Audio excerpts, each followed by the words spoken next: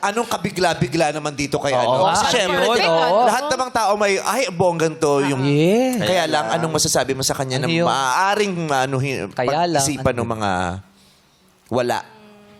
Sa part po ng finances, siguro po, hindi niya mabibigay 100% sa guy. Like, baka po kasi demanding yung guy sa ano eh. Magbibigay yung babae ng 100% sa finances?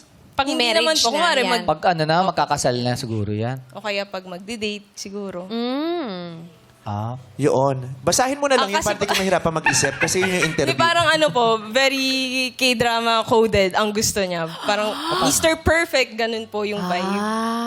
May upa siyang hinahanap. Mala close to perfect. Parang may ideal po kasi siya si Choi Minho ng Shiny.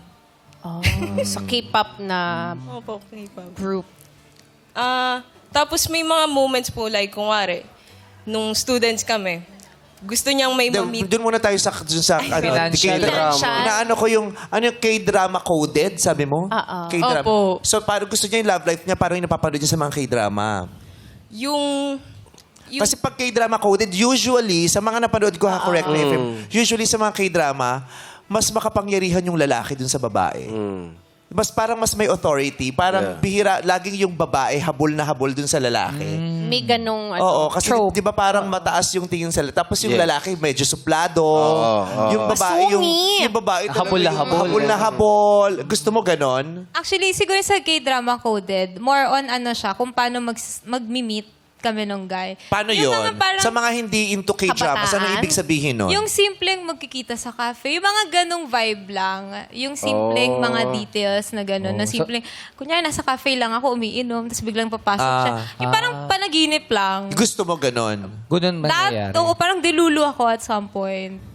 Kaya nga, Yung gusto ganon. ngayon, gusto mo ganon, gusto Parang mo. ano tumatambay naman sa cafe, wala talaga. Sabi ko, iba na yung realidad inaabangan mo yung talaga. Mr. Perfect mo. Papasok sa pinto, parang ganun. Eksena sa pelikula. So talagang Naka-box kasi yung imahe niya. Malinaw So sa kailangan mo, gusto niya. so talagang pumupunta ka ng coffee shop para lang mag-abang. Tatambay siya ng coffee May shop. time na lagi kami tumatambay. Part na din yun, pero iba, syempre, tumatambay din kami para sa ano. Pwede kang security guard sa coffee shop. Naabang ka lang lagi. Tsaka nakakatakot na to kung tambay ka ng tambay ng coffee shop, no? Iisipin mo, scammer to kung lagi mo nakikita. Ba't lagi nandito to? Hindi mo order. So wala namang kasama, nag-aabang lang patingin-tingin. Mr. Perfect. Iba-iba naman coffee shop yung pinupuntahan mo. Yun nga po, pare-pare. Same lang. Yung gusto mo nag-aabang ka sa coffee shop tapos biglang may mag-a-approach sa'yo. Yung mga ganong vibe po. Ay, may O nahulog kaya nung, ka. nung pumapasok before, yung may makikita ka. May lalapit sa'yo. Ganon. Saan yung asukal dito? Parang kung natapunan ka ng mainit na coffee. Lapnos yun, wag. Oo, ganun kaya itong mga boys. Sila kaya yung tipo ng lalaking a-approach sa babaeng makikita nila sa isang lugar katulad ng coffee shop. Yes. Diba? Ikaw, Jong, kaya mo yon mag-a-approach ka ng girl na ma-attract kang makikita mo sa isang lugar. Hindi kayo magkakilala at all, tapos i-approach mo. Parang hindi ako ganun tao eh. Hindi ako yung malakas sa loob na... Mangilala. Oo. At saka usually, pag ganun, parang nakakatakot yung bigla kang i-approach yung di mo kilala. Di ba? Isipin parang pinagtitripan ka. Kasi mangyayari dyan, pag nilapitan ka niyan, ang banat, open-minded ka ba? Oo.